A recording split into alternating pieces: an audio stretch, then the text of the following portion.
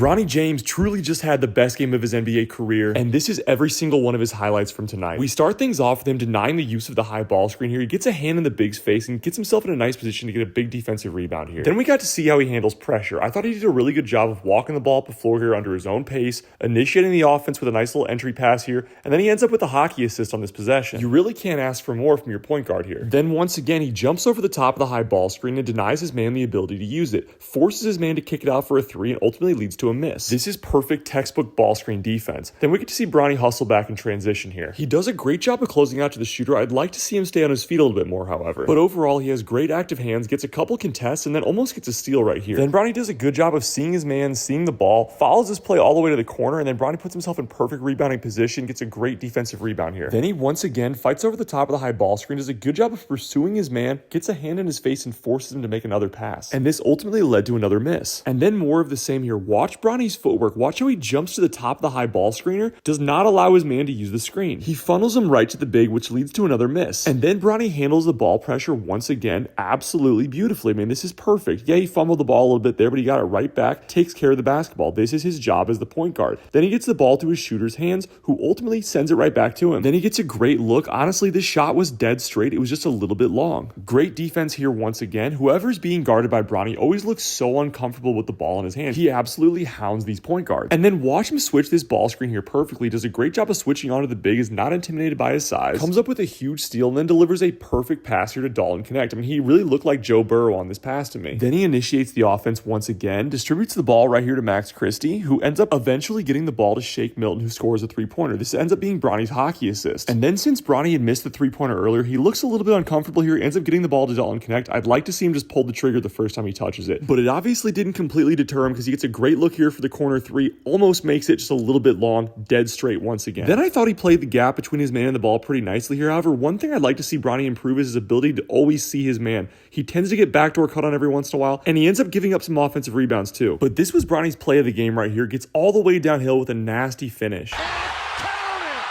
Listen to the crowd. Standing ovation.